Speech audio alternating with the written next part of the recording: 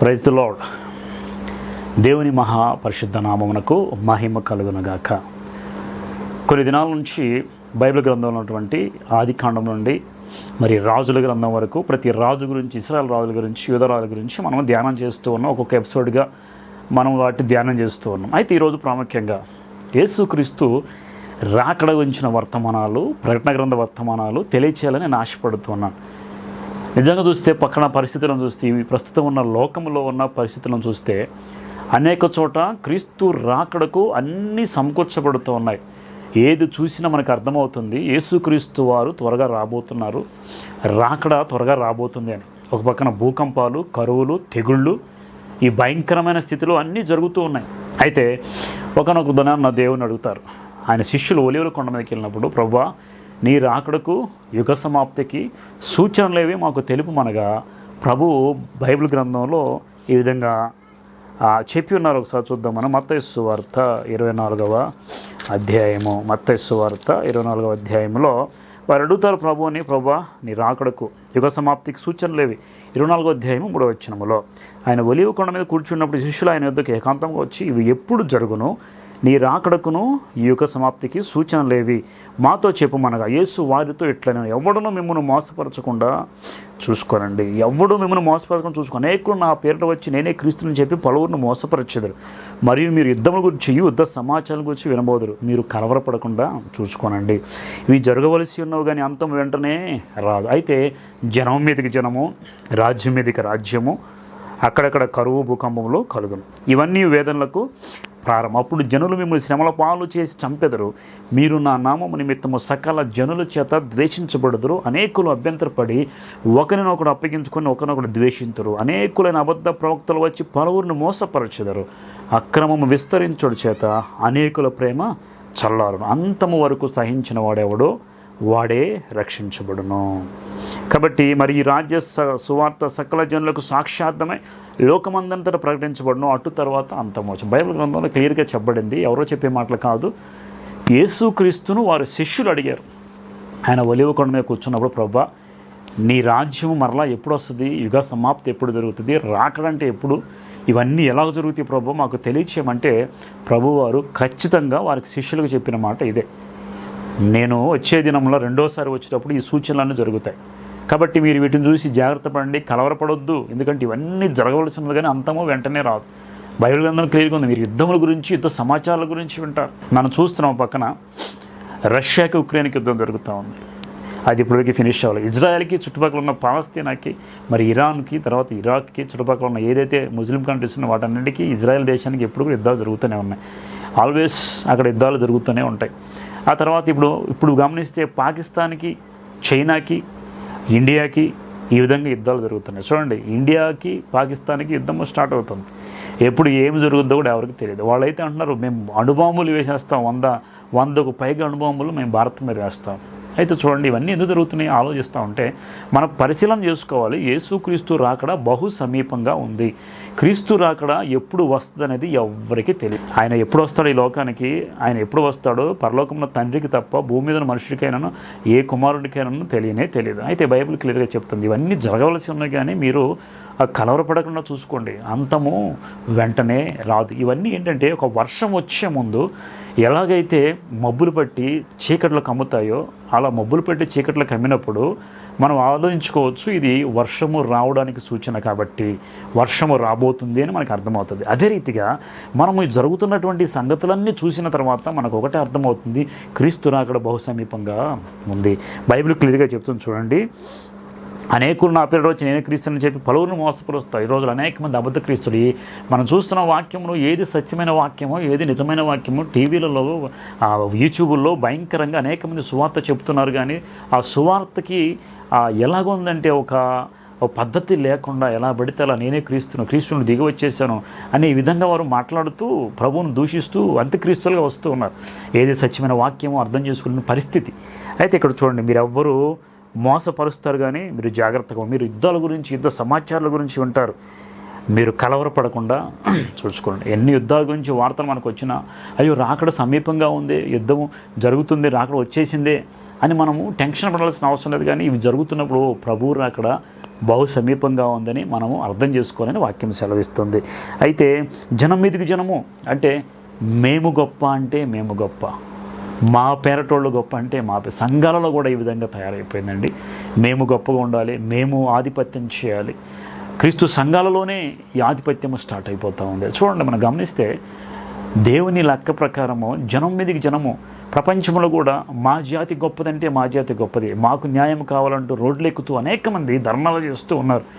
వారిని గుర్తించమని. ఈ విధంగా చూస్తే జనము మీదకి జనము, రాజ్యం మీదకి రాజ్యం, ఒక రాజ్యం మీద ఒక రాజ్యము దోచుకోవటం, ఒక రాజ్యం మీద ఒక రాజ్యము హెచ్చుగా రావటం, ఒకసారి ఒక పార్టీ వస్తే ఇంకోసారి ఇంకో పార్టీ రావటం, ఎవరికి వారు మాది గొప్ప అనే స్థితికి వచ్చారు. జనం మీదకి జనము, రాజ్యం మీదకి రాజ్యం. అక్కడక్కడ కరువులు, భూకంపాలు గమనిస్తే కరువులు వస్తూ ఉన్నాయి. ప్రపంచం అంతా సరిగా భోజనం చేస్తున్నారు అనుకుంటున్నాము, కానీ కరువులు ఉన్న ప్రాంతాలు చాలా ఉన్నాయి. సరైన వర్షం పడక, సరైన పంటలు పండక భయంకరమైన స్థితిలో ఉన్నటువంటి దేశాలు చాలా ఉన్నాయి. భూకంపాలు రీసెంట్గా మనం చూస్తే బ్యాంకాక్లో, మయన్మార్లో, థాయిలాండ్లో, మరి అనేక చోట్ల భూకంపాలు. మన ఇండియాకి కూడా భూకంప సూచనలు వచ్చాయి, నేపాల్లో వచ్చింది. చూడండి, ఈ భూకంపం ఎప్పుడు వస్తుంది ఎవరికి కూడా తెలియదు. భయంకరమైన భూకంపాలు ఇవన్నీ వెంటనే జరుగుతూ ఉన్నాయి. ఇవన్నీ చూస్తూ ఉంటే ఒకటే అర్థమవుతుంది, క్రీస్తు బహు సమీపంగా ఉన్నాడు, ఆయన త్వరగా రాబోతున్నాడు. అంతము వెంటనే వచ్చేసిందని బైబిల్ చెప్పట్లేదు, కానీ అంతము రాదు. ఇవన్నీ జరిగిన తర్వాత వేదనలు ప్రారంభమవుతున్నాయి. కాబట్టి వీటన్నిటి చూసి మనం అర్థం చేసుకోవాలి, వేదనలు ప్రారంభమవుతూ ఉన్నాయి. కాబట్టి మీరు గమనించండి ఒకసారి, ఇవన్నీ కూడా వేదనలకు ప్రారంభము. లూకాసు వార్త 21వ అధ్యాయం కూడా మనం గమనించినట్టయితే ఇక్కడ కూడా ఒక మాట ఉంది, 10వ వచనం. మరియు ఆయన వార్త ఇట్లను, జనం మీదకి జనము, రాజ్యం మీదకి రాజ్యం లేచును, అక్కడక్కడ గొప్ప భూకంపములు కలుగును, తెగుళ్ళును కరువులను తటస్థించును. తెగుళ్ళు కరువులు. చూడండి, తెగుళ్ళు వస్తాయంట. తెగుళ్ళు అంటే ఒక తెగులు కాదండి, అనేకమైన తెగుళ్ళు. మన గతంలో చూసాం, ప్రపంచవ్యాప్తంగా 2019-20 సంవత్సరంలో కోవిడ్-19 అనేటువంటిది ఒక మహమ్మారి మన లోకాన్ని చుట్టేసింది. భూలోకమంతా కూడా అన్ని దేశాలలో, ప్రపంచంలో కోవిడ్ మహమ్మారి వచ్చింది. మొదటి వేవ్లో చాలా భయంకరంగా, రెండో వేవ్ ఇంకా భయంకరంగా. మొదటి వేవ్లో తక్కువ ప్రాణాలే పోయి, కానీ సెకండ్ వేవ్లో భయంకరమైన స్థితి. చూడండి, సంవత్సరానికి లేదా 6 నెలలకి ఒక్కొక్క వేవ్ చొప్పునది తెగులు రూపాంతరం చెంది అనేక సార్లు మనుషుల మీద విజృంభించింది. మరి చైనా వాళ్ళు తెగులు తెచ్చారు అంటున్నారు, కానీ వాళ్ళకి వెళ్ళి తెగులు రావడానికి అనుమతించింది దేవుడే. ఎందుకంటే జనులు కట్టులేక తిరుగుతూ ఉంటే వారందరినీ ఒక్కొక్కసారి దేవుడు విధంగా తెగులు చేత బాధించి ప్రభు దగ్గరికి వచ్చేలాగా, దేవుని చిత్తం లేకుండా ఏది భూమి మీదకి రాదు. గుర్తుపెట్టుకోండి. కాబట్టి ఈ తెగులు వచ్చి అనేక మందిని బాధించి అనేక మంది మరణించారు, చనిపోయారు. రెండోసారి వచ్చింది, అలాగా చాలామంది ఆ రెండోసారి వచ్చినట్టు సెకండ్ వేవ్లో అనేక మంది మరణించినట్టుగా మనం చూస్తాం. మరలా థర్డ్ వేవ్ అని వచ్చింది, అది అందరికీ టచ్ చేసింది, ప్రాణాపాయం అంతగా లేదు. చూడండి, ఒక తెగులు కాదు అని తెగుళ్ళు, మల్టిపుల్గా తెగుళ్ళు అనేవి వస్తూ ఉంటాయి. ఇంతవరకు వచ్చినటువంటి ప్లాగ్స్లో, ఈ తెగుళ్ళలో భయంకరమైనది కరోనా మహమ్మారి. అంతకుముందు బైబిల్లో తెగుళ్ళు వచ్చాయి. ఐగుప్తు దేశంలో ఇజ్రాయెల్ ఉన్నప్పుడు, ఇజ్రాయెల్ ఉన్నప్పుడు ఆ గోషెను ప్రాంతంలో వాళ్ళు ఉన్న చోట రాలేదు, కానీ ఐగుప్తు దేశం అంతా తెగుళ్ళు వచ్చినట్టు మనం చూస్తాం. కానీ ఇజ్రాయెల్ దేవుడు వాడిని కాపాడుకుంటూ వచ్చు. ఏ తెగులు గుడారము సమీపించకుండా చేశాడు. ఆయన గొర్రెపిల్ల రక్తాన్ని గుమ్మాలకు పూయమన్నాడు. అలా పూసినప్పుడు ఆ రక్తము వారిని ప్రొటెక్ట్ చేసింది. ఈరోజు తెగుళ్ళను తప్పించేది మనల్ని ఏదంటే క్రీస్తు రక్తం మాత్రమే. క్రీస్తు రక్తమే మన తెగుళ్ళ నుండి మనల్ని తప్పిస్తుంది. కాబట్టి గుర్తుపెట్టుకోండి, యేసుక్రీస్తు ముందుగానే చెప్పాడు, ఈ విధంగా తెగుళ్ళు, భూకంపాలు విధంగా భూమి మీదకి వస్తాయి. ఇవన్నీ చూసి మీరు గుర్తుపెట్టుకోండి, దేవుని రాకడ బహు సమీపంగా ఉన్నది అని బైబిల్ గ్రంథంలో ఇంకా రాయబడింది. ఇంకా చూడండి, అప్పుడు జనులు మిమ్ములు అక్కడక్కడ కరువులు, భూకంపములు కలుగును, ఇవన్నీ వేదనలకు ప్రారంభము. కరువులు, భూకంపాలు, తెగుళ్ళు వస్తాయంటే ఇవన్నీ ఏంటంటే అంతము కాదు, కానీ వేదనలకు ప్రారంభం. అంటే ఇప్పుడు స్టార్ట్ అయ్యాయి వేదనలు. మనం అనుకుంటున్నాం ఎంతవరకు వేదనలు వచ్చేలేదని. మనుషులకు ఉన్న వేదనలు అవి జనరల్గా ఉండేవి, కానీ దేవుడు చెప్పిన లెక్క ప్రకారము అంత్యదినంలో వచ్చే వేదనలు భయంకరమైన వేదనలు. ఈ వేదనలో మనిషి ఒకసారి అందులోకి మనం ఎంటర్ అయ్యామంటే ఇక మనం రక్షించబడడానికి అవకాశం ఉండదు. చాలా చాలా ప్రయాసపడుతూ వేదనలు మనం అనుభవించాలి. కాబట్టి ఈ వేదనలన్నిటికీ ప్రారంభము. అప్పుడు జనులు మిమ్మల్ని శ్రమల పాలు చేసి చంపుతారు. చూడండి, ఈరోజు మనం చూస్తున్నాం, శ్రమల పాలు చేస్తున్నాం. ఎక్కడైనా క్రైస్తవం, ఎక్కడ సువార్త వెళితే, అక్కడ సువార్త ప్రకటించడానికి వెళితే అక్కడ కొట్టేస్తున్నారు, ఎదురు తిరుగుతున్నారు, మాకు అవసరం లేదని నెట్టేస్తూ ఉన్నారు. క్రీస్తు పేరిట వచ్చిన వాళ్ళని, పలువురిని, అనేక మందిని ఇబ్బంది పెట్టేస్తున్నారు. ఇక్కడ చూడండి, మీరు నా నామము నిమిత్తము సకల జనుల చేత ద్వేషించబడుదురు. దేవుని నామము నిమిత్తము మనం అందుచే ద్వేషించబడతాం. చూడండి, ఇప్పుడు యూట్యూబ్లో చూసినా, ఎక్కడ చూసినా గొర్రెలని, గొర్రె బిడ్డలని, క్రీస్తు బిడ్డలని, 3 మేకులు పీక్కోలేని దేవుడు, శిలువలో వేలాడే దేవుడు అని చెప్పేసి భయంకరంగా మాట్లాడుతున్నారు.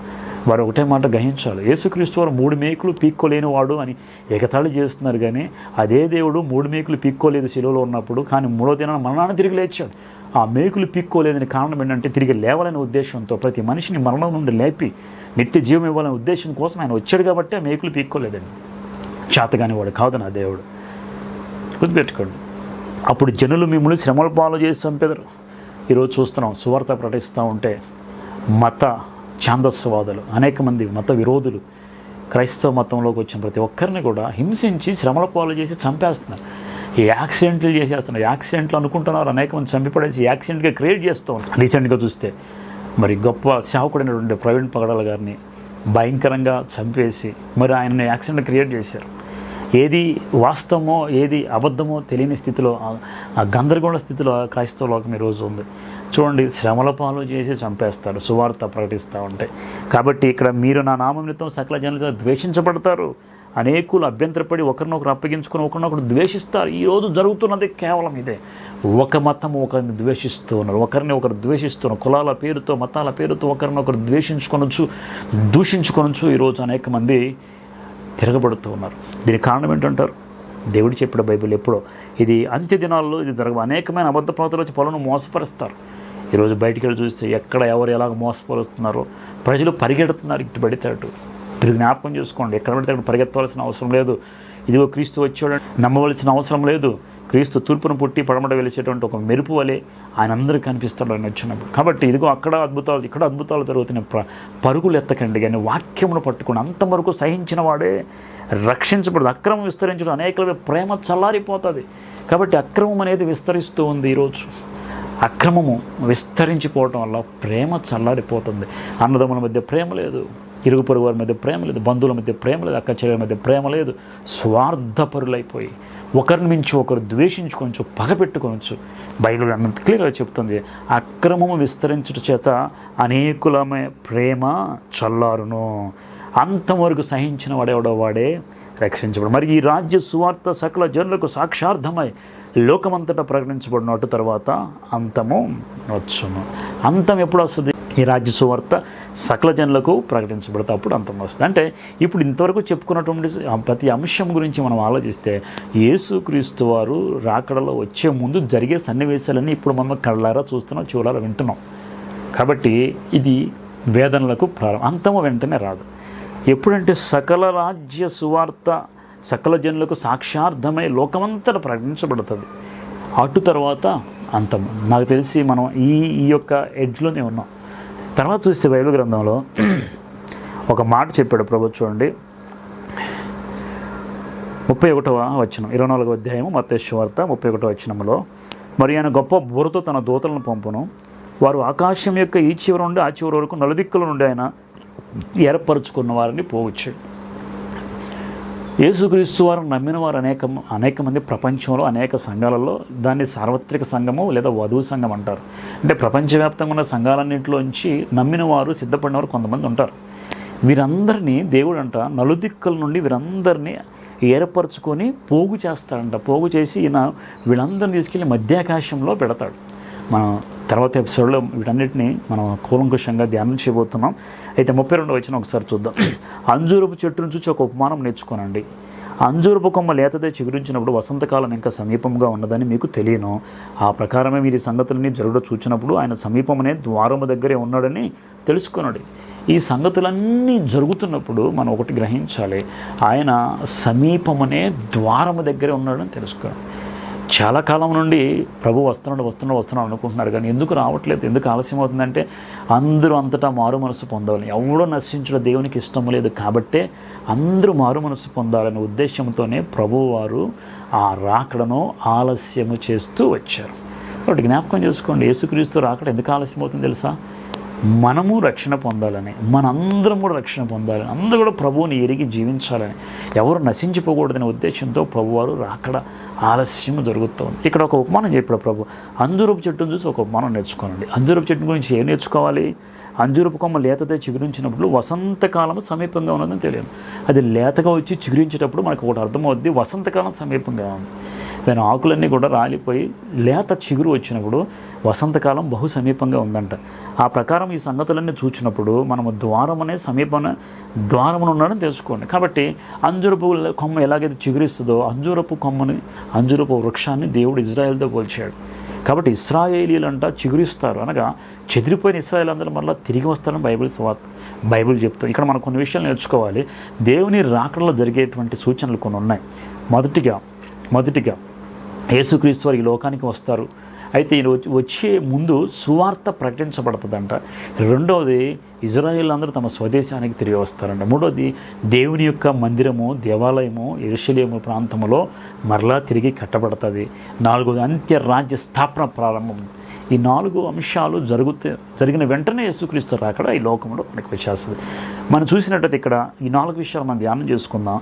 చూడండి, ఇక్కడ యేసుక్రీస్తు వారు చెప్పేది ఏంటంటే ఆయన సమీపమునే ద్వారం దగ్గర ఉన్నాడని తెలుసుకోండి. ఇవన్నీ జరుగు వరకు ఈ తరము గతింపదని మీతో నిశ్చయముగా చెప్పొచ్చును. ఆకాశంలో భూమి గతించుగా నా మాటలు ఏమాత్రమును గతించు. అయితే ఆ దినమును గూర్చి, ఆ గడిని గూర్చి తండ్రి మాత్రమే ఎరుగును, కానీ ఏ మనుష్యుడైనను పరలోకమందులో దూతలైనను కుమారుడైనను ఎరుగరు. అంటే యేసుక్రీస్తు రాకడ ఎప్పుడు వస్తుంది అనేది ఎవరికి తెలియదు. ఎప్పుడు వస్తాడో ఎవరికి కూడా తెలియదు. బైబిల్ చెప్తుంది చూడండి, తండ్రి మాత్రం ఎరుగని మనుష్యుడైనను పరలోకమందు దూతలైనను ఎరుగరు. అంటే దేవుడు ఎప్పుడు ఈ లోకానికి వస్తాడు అనేది ఆ తండ్రికి మాత్రమే తెలుసు, కానీ ఏ మనుష్యుడికి భూమి మీద ఉన్న వారికి కూడా తెలియని. చాలామంది 2000 సంవత్సరం అంతమైపోతుంది, 2000 యుగాంతం అయిపోతుంది, 2012 యుగాంతం అయిపోతుంది, అనేక మంది ఎస్టిమేషన్ చేసి చెప్పారు, కానీ ఏదో జరగలేదండి. ఎందుకంటే మనుషుడు ఊహించింది దేవుడు చేయడు, కానీ దేవుడు అనుకున్నది దేవుడు చేస్తాడు. కాబట్టి రాకడ ఎప్పుడు అనేది, అంతం ఎప్పుడు అనేది దేవునికి తప్ప మరి ఎవరికి తెలియదు. దేవుడు ఎప్పుడైతే యేసుక్రీస్తు వారికి వెళ్ళు లోకానికి రెండవ రాకడలో మరలా తిరిగి వెళ్ళి బిడ్డలందరినీ తీసుకురని చెప్తారు, అప్పుడు మాత్రమే ప్రభువారు ఈ లోకానికి వస్తారు. అప్పుడే రెండవ రాకడ జరుగుతుంది. అయితే వినండి, ఇక్కడ అసలు రెండవ రాకడ దినాల్లో ఏం జరుగుతుంది? 37 వచనం, నోవాహు దినములు ఎలాగుండెనో మనుష్య కుమారుని రాకడయు అలాగే ఉండను. నోవాహు దినములు ఎలాగుండెనో మనుష్య కుమారుని రాకడ కూడా అలాగే ఉంటుందండి. నోవాహు దినాలు ఎలా ఉన్నాయి మనం గ్రహించినట్టయితే, నోవాహు దినాల్లో తినుచు త్రాగుచు వారు పెండ్లికి ఇచ్చుచు. నోవాహు దినములు ఎలా ఉన్నాయంటే 38 వచనం చూడండి, జలప్రళయానికి ముందటి దినముల్లో నోవాహు ఓడలోనికి వెళ్ళిన దినం వరకు వారు తినుచు త్రాగుచు పెండ్లి చేసుకొనొచ్చు పెండ్లికి ఇచ్చుచును. జలప్రళయం వచ్చి అందరినీ కొట్టుకొని పోయే వరకు ఎరుగకపోయారు. అలాగనే మనిషి కుమారుని రాకడయ్యో ఉన్నాను. చూడండి, నోవాహు దినాలు ఎలా ఉన్నాయంట, జలప్రళయం వచ్చేంత వరకు వాళ్ళు ఇల్లు కట్టుకోవటం, పెళ్లి చేసుకోవడం, తినుట త్రాగుట, సుఖించుట. చూడండి, వారికి సువార్త ప్రకటించాడు నోవాహు. ఎంతకాలం సువార్త ప్రకటించాడు? దాదాపు 100 సంవత్సరాల పైగా, 120 సంవత్సరాలు సువార్త ప్రకటించాడు. ఇదిగో నేను వాడకడుతున్నాను, దేవుడు నాకు చెప్పాడు, మీరందరూ రండి రక్షణ పొందంటే. నోవాహుని ఎగతాళి చేశారు ఆ రోజుల్లో ఉన్నటువంటి జనాంగం. ఎగతాళి చేసి ఎవరు కూడా నోవాహు దగ్గర రాలేదు. నోవాహు కుటుంబం కోసమే కట్టుకున్నాడు. 8 మంది మాత్రం రక్షించబడ్డారు. ప్రతి జీవజల రాసుల్లో అన్నింటిలో ఆ 2 మాత్రమే వచ్చాయి, కానీ ఏ మనుష్యుడు కూడా అందులోకి రాలేదు. చూడండి, ఎంత సువార్త ప్రకటించినా, ఎంత కాలము సువార్త ప్రకటించినా ఒక వ్యక్తి కూడా నమ్మలేదు, అంగీకరించారు. ఈ రోజు కూడా ఖచ్చితంగా అలాగే జరుగుతుంది. ఎంత సువార్త ప్రకటించినా, సువార్త ప్రకటిస్తూ ఉంటే దీన్ని అన్ని మత మార్పిడి అని భారతదేశం మరి ఎక్కువగా మార్చబడింది. ఎక్కువగా మనల్ని దృష్టీకరించి అనేక మంది హేళన చేస్తూ ఉన్నారు. సువార్త ప్రకటిస్తుంటే ఎదురు తిరుగుతూ ఉన్నారు. చూడండి, నోవాహు సువార్త ప్రకటించాడు, 100 సంవత్సరాల పైగా చేసిన ఒక్క ఆత్మ కూడా రక్షించబడలేదు. వారు ఓడలోనికి రాలేదు. ఇప్పుడు చూస్తే ఈ దినాలు కూడా అచ్చు నోవాహు దినాలలాగే ఉన్నాయి. ఎంతమందికి సువార్త వచ్చేవారు వస్తున్నారు, కానీ చాలామంది తినుచూ త్రాగుతూ సుఖంగా ఉంటూ ఇల్లు కట్టుకుంటూ పెళ్లి చేసుకుంటూ వారి సొంత ప్రయోజనం కొరకు వారు బ్రతుకుతున్నారు. కానీ ఇవన్నీ చేయడం తప్ప, తినడం తప్ప, లేదంటే ఇల్లు కట్టుకోవడం తప్పు కాదు, కానీ అదే కాన్సన్ట్రేషన్ చేసి దేవుణ్ణి పక్కన పెట్టేస్తూ ఉన్నారు. ఈరోజు ధనాశ ఎక్కువైపోయింది, సొంతగా బ్రతికేయాలని ఆశ ఎక్కువైపోయింది. మనకు కావాల్సినవన్నీ మనం సంపాదించడం తప్పు లేదు, కానీ ప్రభువును విసర్జించి ప్రభువును పక్కన పెట్టేసి వీటి మీదే తిరుగుతున్నారు చాలామంది. కాబట్టి గమనించండి, జ్ఞాపకం చేసుకోవాలి. ఎట్టి పరిస్థితుల్లో మనము ప్రభువును వెంబడించాలి, ప్రభు దగ్గరికి రావాలి. ప్రభువు లేకుండా మనకి ఏది సాధించలేం. కాబట్టి బైబిల్ ఏం చెబుతుందంటే నోవహ దినాలు ఎలాగ ఉన్నాయో మనిషి కుమారుడు రాకడ దినాలు అలాగే ఉన్నాయి. జలప్రళయం వచ్చి వాళ్ళని కొట్టుకుని పోయేంత వరకు వారు ఎరుగకపోయారు. వారికి అర్థం కాలేదంట. జలప్రళయం వచ్చి వారిని కొట్టుకుపోయేంత వరకు వారు ఎరగలేకపోయారు. అంటే తెలియలేదు వాళ్ళకి. ఇప్పుడు కూడా సువార్త ఎంత ప్రకటిస్తున్నా కానీ వారికి తెలియట్లేదు. రేపు రాకడ వచ్చి ప్రభు మధ్యాకాశానికి వచ్చి ప్రభు బిడ్డలందరూ ఎత్తబడేంత వరకు వీరు ఎరుగక అలాగే నశించిపోతారని వాక్యం ఖచ్చితంగా చెప్తుంది. ఇద్దరుంటే ఒకరే రక్షించబడతారు, 10 మంది ఉంటే 5 రక్షించబడుతున్నారు. ఇది ఒక లెక్క. అంటే సగం మంది ప్రభు దగ్గరికి రాలేకపోతూ ఉన్నారు. జ్ఞాపకం చేసుకోండి. కావున ఆ దినములలో 2 పొలంలో ఉంటారు, ఒకరు తీసుకొని పోవడం, ఒకరు విడిచిపెట్టబడి. 2 స్త్రీలు తిరగలు వేసుకుందరు, ఒకరి తీసుకొని పో, ఒకరి విడిచిపెట్టబడును. కావున ఏ దినం మీ ప్రభు వచ్చునో మీకు తెలియదు కనుక మెలకుగా, ఏ జామున దొంగ వచ్చునో ఇంటి యజమాని తెలిసిన నెల అతను మెలకుగా ఉండి తన ఇంటి కన్నమ వేయినాడు మీరు ఎరుగుదరు. మీరు అనుకున్న గడియల్లో మనిషి కుమారుడు వచ్చును కదా మీరు సిద్ధముగా ఉండడి. అనుకుని గడియల్లో మనిషి. ఇప్పుడు దొంగ గురించి ఎందుకు చెప్పాడు ఇక్కడ? దొంగ ఏ వేళ వస్తాడో ఎవరికి తెలియదు. అంటే ముందు చెప్పి రాడు. ఇక్కడ దొంగని ఎందుకు పోల్చారంటే దొంగ ఎలాగ వస్తాడో తెలియకుండా, పెట్టకుండా, చెప్పకుండా అనుకుని గడియలు ఎలాగ వచ్చి దొంగతనం చేసి వెళ్తాడో మీరు కూడా మీకు తెలియని విధంగా మీరు అప్రమత్తంగా ఉన్న స్థితిలో దేవుడు వస్తాడు. మీకు తెలియదు. అంటే క్రీస్తుని దొంగతో పోల్చినట్టు కాదు, కానీ రాకడను ఈ విధంగా పోల్చారు. దొంగ ఎప్పుడు వస్తాడో ఎరుగుగా ఉన్నారు, మీరు అప్రమత్తంగా మీరు ఉంటారు, మీకు జాగ్రత్త లేకుండా వచ్చి దోచుకుని వెళ్ళిపోతారు. అలాగే క్రీస్తు రాకడ కూడా మరి దొంగ ఎలాగైతే వస్తుందో అలాగున మాదిరిగా చెప్పాడు. అలాగే రావచ్చు, కానీ యేసుక్రీస్తు దొంగ కాదు. ఆయన మధ్యాకాశానికి పరిశుద్ధులతో వస్తాడు. మరలా భూమి మీదకి బహిరంగంగా ప్రతి నేత్రము చూచుండగా ఈ భూమి మీదకి వస్తుంది. కాబట్టి దొంగ ఎలాగ వస్తాడో మనకు తెలియదు. రాకడ ఎప్పుడు తెలియదు అని ఇక్కడ ఈ యొక్క వాక్యం చెప్పబడింది. కాబట్టి రాకడ మనకు తెలియని స్థితిలో జరుగుతుంది. కాబట్టి సిద్ధంగా ఉండండి, ఎప్పుడు వచ్చినా మెళకువగా ఉండండి, ఎప్పుడు వచ్చినా అని మనకు బైబిల్ వాక్యం క్లియర్గా చెప్తుంది. కాబట్టి గుర్తుపెట్టుకోండి, దొంగ ఎప్పుడు వస్తాడో తెలియదు. కాబట్టి మనం అనుకోని గడిలో ప్రభు వస్తాడు. ఆయన వచ్చినప్పుడు నీవు సిద్ధంగా లేకపోతే నీవు ఎత్తబడే అవకాశం నీకు లేదు. చూడండి, పెళ్లి కుమారు వెండి విందునకు 10 మంది కన్యకులు వచ్చారు. 10 మంది కన్యకులు అందరూ కన్యకులే అని పరిశుద్ధంగా ఉన్నవారే, అందరూ పరిశుద్ధంగా జీవించిన వారే, విశ్వాసులే వారు కూడా. కాబట్టి వారందరూ నూనె తెచ్చుకున్నారు. వారు కునికి నిద్రిస్తూ ఉన్నారు రాకడ ఆలస్యమైందని. ప్రభు పెళ్లి కుమారుడు రావడం ఆలస్యమైంది, కునికి నిద్రిస్తూ ఉన్నారు. అనుకున్న గడిలో పెళ్లి కుమారుడు వచ్చాడు రండి అని కేక వేస్తే వీరు లేచి చూసుకునేసరికి వారి దగ్గర 5 దగ్గర నూనె లేదు, 5 దగ్గర నూనె ఉన్నది. నూనె ఏంటంటే పరిశుద్ధాత్మ లేదా సిద్ధపాటుకు సాదృశ్యం. ఈ 5 లేచి వారిని సిద్ధపాటు చేసుకుని నూనె వెలిగించుకున్నారు, దీపం వెలిగించుకున్నారు. వారి దగ్గర నూనె ఉంది అంటే వాళ్ళు సిద్ధపాటు కలిగి ఉన్నారు. మిగతా 5 కునికి నిద్రిస్తాం, వీళ్ళు నిద్రపోయారు, వాళ్ళు నిద్రపోయారు, కానీ వాళ్ళ దగ్గర సిద్ధపాటు లేదు, వీళ్ళ దగ్గర సిద్ధపాటు ఉంది. ఇద్దరికి తేడా ఏంటంటే సిద్ధపాటు అనేది, నూనె అనేది, వెలిగింపబడటం అనేది సిద్ధపాటు కలిగి ఉండడానికి సూచన. కాబట్టి ఈ 5 సిద్ధపడి ఉన్నారు. కాబట్టి వెంటనే వీరు లోపలికి వెళ్ళిపోయారు. వీళ్ళు అప్పుడప్పుడు మేము సిద్ధపడి వస్తామని చెప్పి రక్షణ పొందుతాం, ఇంకా మేము సిద్ధపడతాం, మమ్మల్ని సరి చేసుకోవాలి, మాలో పాపం సరి చేసుకోవాలని వీళ్ళు ఇంకెక్కడెక్కడ తిరుగుతూ ఉన్నారు, నూనె కోసం ప్రయాసపడుతున్నారు. వారు తీసుకువచ్చేసరికి తలుపు వేయబడింది. తలుపు పెట్టినాడు, మీరెవరో నాకు తెలియదా ప్రభుకి? వారు కూడా సిద్ధపడిన వాళ్ళేగా, వారు కూడా రాకడికి విందు కోసం వచ్చిన వాళ్ళేగా, వారు కూడా పరిశుద్ధ కన్యకలే కదా. పరిశుద్ధ కన్యకలైన ప్రార్థన చేసిన వారికి సిద్ధపడండి. ఈరోజు చాలామంది మన సంఘాల్లో ఉంటున్నారు, ప్రార్థనలకు వస్తున్నారు, ప్రార్థనలు చేస్తున్నారు, అన్నీ బాగానే ఉంటున్నాయి, కానీ సిద్ధపాటు లేదు. సిద్ధపాటు లేని వాళ్ళు, పరిశుద్ధాత్మ ప్రభావం లేని, అనగా పరిశుద్ధాత్మ చేత నింపబడి రాకడ కొరకు సిద్ధపాటు వెలిగించగలిగే నూనె మనలో లేనప్పుడు ఎంత ప్రార్థనలకు వచ్చినా, వాళ్ళతో కలిసి పడుకున్నా, వాళ్ళతో కలిసి తిరిగిన, సంఘంలో మీరు కూడా మెంబర్స్గా తిరిగినా ఉపయోగము లేదు. సిద్ధపాటు కలిగి ఉండాలి. దేవుని రాకడ వచ్చినప్పుడు కూడా ఇట్లాగే అనుకుని గడియలు నిద్రిస్తున్నప్పుడు, కునికి నిద్రిస్తున్నప్పుడు ఒక్కసారిగా బూరశాబ్దం వినప్పుడు కానీ సిద్ధపడిన అందరూ పైకి వెళ్ళిపోతే మిగతా వాళ్ళు లేచి, వాళ్ళకి తెలుసు వాక్యం, వాళ్ళకి అన్నీ తెలుసు, కానీ వాళ్ళు సిద్ధపడట్లేదు.